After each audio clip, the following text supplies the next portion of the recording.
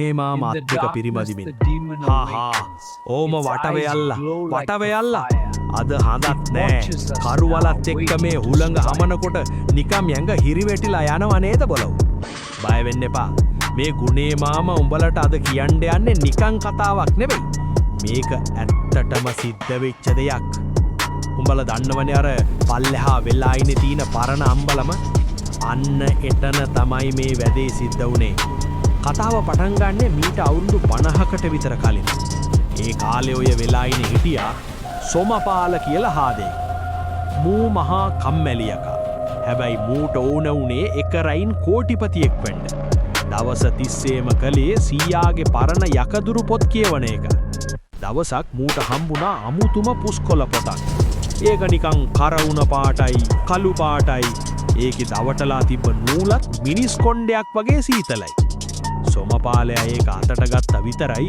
ගෙදර හිටපු බල්ලා ඌ ගාලා ඇඳ යටට රිංගුවා. ඔය පොත හම්බෙලා දවස් දෙකක් ගියේ නේ මූ ආව මාව හම්බෙන්න. ඒ ගුණේ වරෙන් අද රෑ පොඩි වැඩක් තියුණා.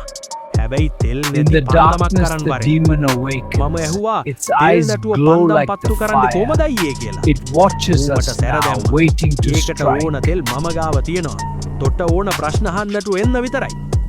තීරණාත්මක රාත්‍රිය මම යනකොට සොමපාල අයියා නුග ගහ යට මල් බුලත් කටුවක් හදාගෙන රතු අමුඩයක් ඇඳලා ඇඟ පුරාම අලු ගාගෙන වාඩි වෙලා ඉන්නවා මම ගිහින් ළඟින් වාඩි වුණා මිනිහා අර කළු පාට පුස්කොළ පොත දිගෑරලා පන්දමට තෙල් වගේක් වැක්කෙනවා බොලව් ඒ තෙල් වැටෙද්දී ආපු කුණු මස් ගඳ පන්දම පත්තු කළාම ඒකෙන් නාවේ නිල් පාට එළියක් උනේ මාම සැරෙන් කට වහපන් යකෝ දැන් පස්ස ගහන්න බෑ මේ මන්තරේ බලෙන් මට පුළුවන් මේ නිදහනේ රකින්න බහිරවය මගේ වසගේට ගන්න.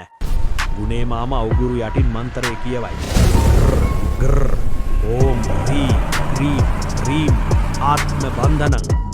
එකපාරටම වටපිටාවේ සද්ද ඔක්කොම නතර වුණා. හුලග නැවතුණා. මුළු ලෝකෙම ගල් ගැහුණා වගේ වුණා. සොමපාල අයියා දැන් කෑ ගහලා මන්තරේ කියනවා. අන්තිම පදය. ආත්ම නික්මයාමි දේහ ප්‍රවේශාමි පන්දම නිවුණා මම ගිනි පෙට්ටියක් In the darkness, the demon awakens. Its eyes glow like the fire. It watches us now, waiting to strike. ඇස් දෙක සම්පූර්ණයෙන්ම කළුයි. එහෙම ගුණේ මෝඩ සොමපාලයා හිතුවේ මාව බඳින්න පුරුවන් කියලා. මේ පොතේ තිබ්බේ හිරවිලා හිටපු යක්ෂයෙක්ට මනුස්ස ඇඟකට රින්ගන්න දෙන අවසර පත්‍රයක්. සොමපාල ඌ දැන් ඉන්නේ පොතේ ඇතුලේ. දැන් මම තමයි සොමපාල. අදටත් අර වෙලා ඉන්නේ නුග ගහ යටින් ඔය කිදිරිල් ඇහෙනවා. හරි දැන් කතාව ඉවරයි. යමු රෑ වෙලා. හැබැයි පරිස්සමෙන් අන්න අර කළුවර ගොඩ දිහා බලන්න එපා.